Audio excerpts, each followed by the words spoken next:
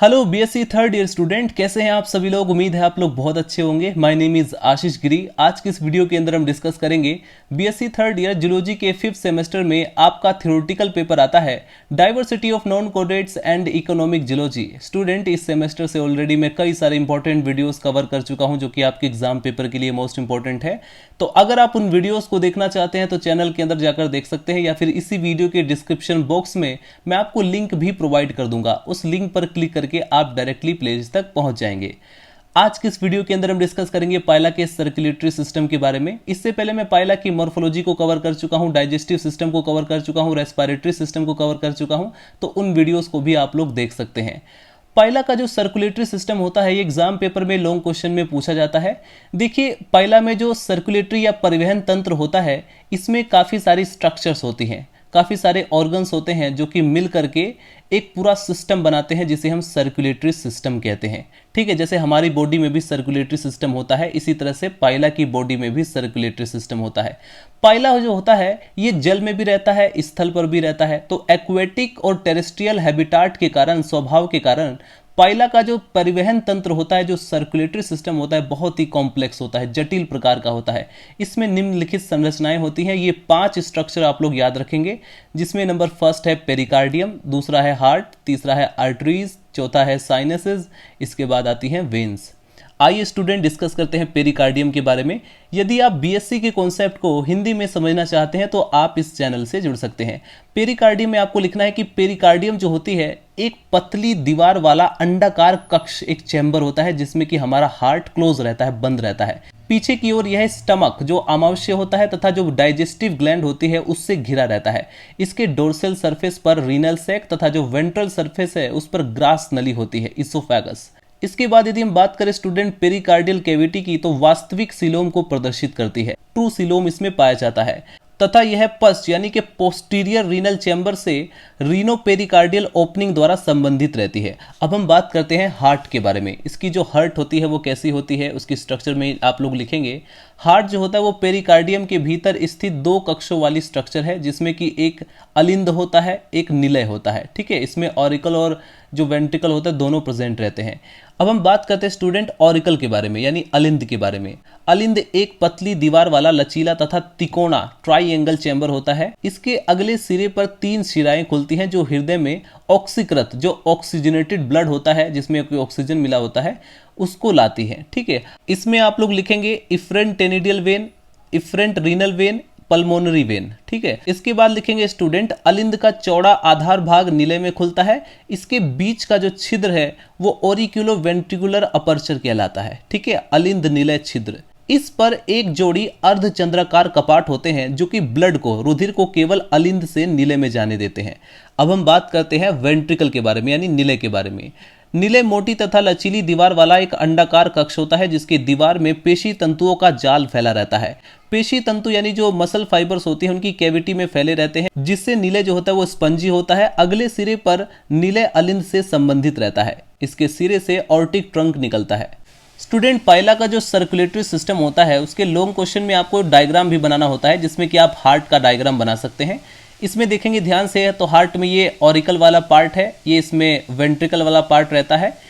Auricle वाले part में ध्यान से देखेंगे तो ये गई है इफरेंट रीनल वेन्स, और ये जो ऊपर की तरफ ये है इफरेंट टेनिडियल वेन। ठीक है, ये क्या है, इफरेंट टेनिडियल वेन। नीचे वाली जो वेन्स आपको दिखाई दे रही है हम बोलेंगे पल्मोनरी वेन। ये इसमें आर्कटिक एम्पुला कहलाता है, ये इसकी सिफेलिक ऑर्टा है, ये इसकी गैस्ट्रिक आर्टरी रहती है, ये इसकी मेन विसरल आर्टरी रहती है। तो ये एक तरीके से पाइला के हार्ट का डायग्राम है।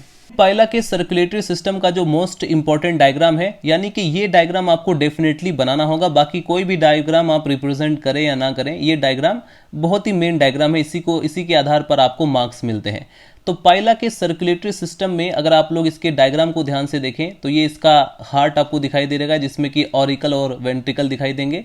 और ये जो वेन्स गई हुई है ध्यान से देखेंगे, इस वेन्स का नाम है इफरेंट पल्मोनरी वेन्स, और ये जो दूसरी वेन्स गई है यहाँ से, इसे हम बोलेंगे इफरेंट टेनिडियल वेन्स। ठीक है, तो सारी स्ट्रक्चर और सारी जो वेन्स है उसमें कैसे ब्लड फ्लो करता है वो सारा यहाँ पर डायरेक्शन दिखाया गया है। ठीक है, ये सारी स्ट्रक्चर आपको ध्यान से दिखाई देंगी, जिसमें कि इसके टेंटिकल से लेकर के जो ऑप्टिक आर्टरीज है ये सारी कहाँ कहाँ पर गई हैं वो सब दिखाया गया है। तो इस डायग्राम को आपको अच्छे से प्रैक्टिस करना है। यदि एग्जाम पेपर में लॉन्ग क्वेश्चन में सर्कुलेटरी सिस्टम पूछा जाता है तो इसको आप लोग बनाएंगे।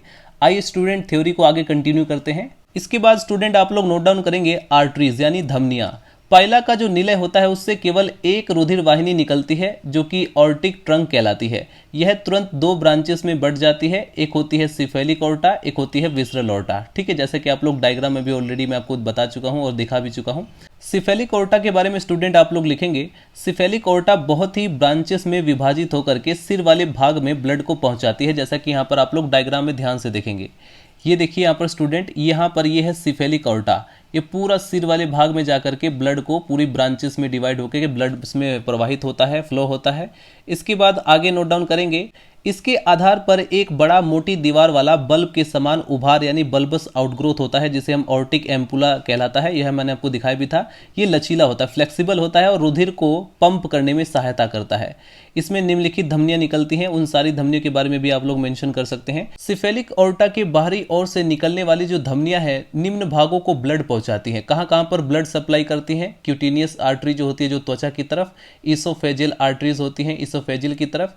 इसके अलावा मेंटल के बाएं भाग, बाएं न्यूकल लोब तथा ऑस्फ्रेडियम की ओर एक मोटी पेलियल आर्टरी रहती है। ठीक है, इसके बाद स्टूडेंट आप लोग हेडिंग डालीजिए विसरल ऑर्टा।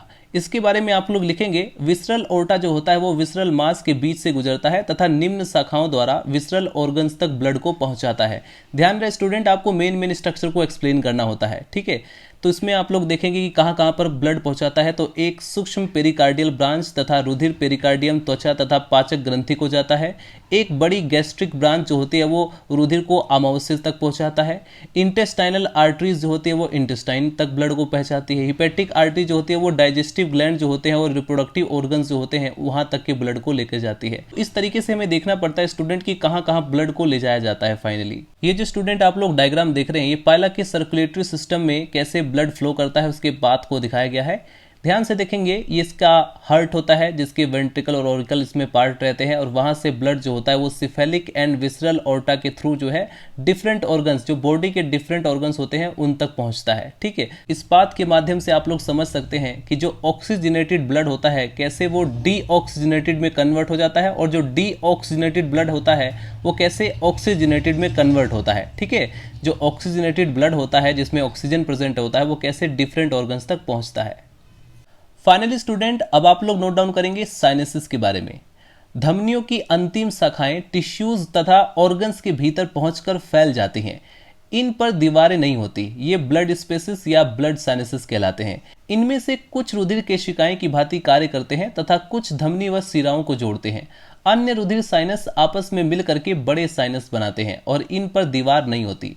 पाइला में इनकी जो संख्या है वो 4 होती है और इन चारों को आप लोग सिर्फ लिख लेना, जैसे कि पेरीविसरल साइनस होता है, पेरी इंटेस्टाइनल साइनस होता है, या ब्रेंकियोरिनल साइनस होता है, या पल्मोनरी साइनस होता है। ये 4 साइनसेस के नेम आप लोग लिख लेंगे।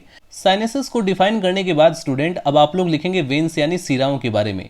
रुधिर के विभिन्न अंगों से रुधिर निम्न शिराओं द्वारा एकत्रित किया जाता है, जो या तो सीधे अथवा श्वसन व उत्सर्जी अंगों से होकर के अलिंद में डाल दिया जाता है।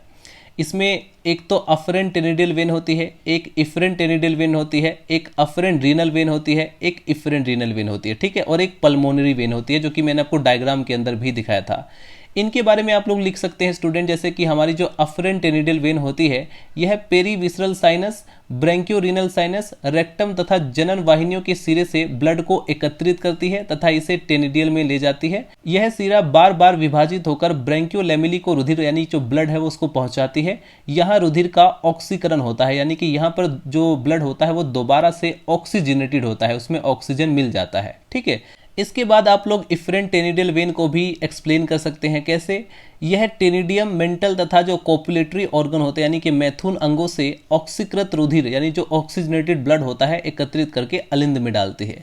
इसके बाद अफरेंट रीनल वेन के बारे में आप लोग लिखेंगे, यह पेरी इंटेस्टाइनल साइनस से रुधिर ले जाती है तथा पश्चवृक्क कक्ष में पहुंचाती है।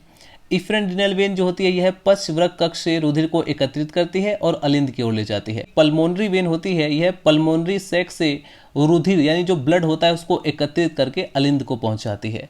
इसके बाद यदि हम बात करें ब्लड के बारे में, तो पाइला का जो ब्लड होता है वो रंगहीन किंतु कुछ नीलापन लिए होता है। इसके प्लाज्मा में हीमोसाइनिन नामक का पदार्थ घुला रहता है। प्लाज्मा में रंगहीन अमीबॉइड सेल्स पाई जाती हैं। फाइनली स्टूडेंट, पाइला के ब्लड वेस्कुलर सिस्टम में अब आप लोग हेडिंग डालेंगे सर्कुलेशन ऑफ ब्लड। ये मोस्ट इंपॉर्टेंट है और ये लास्ट पॉइंट है। इसमें आप लोग लिखेंगे टेनिडियम तथा मेंटल कैविटी से एकत्रित किया हुआ जो ऑक्सीजनेटेड ब्लड होता है तथा वृक्क कोश से अनऑक्सीजनेटेड जो ब्लड होता है वो 3 सिराओं द्वारा अलिंद में पहुंचता है।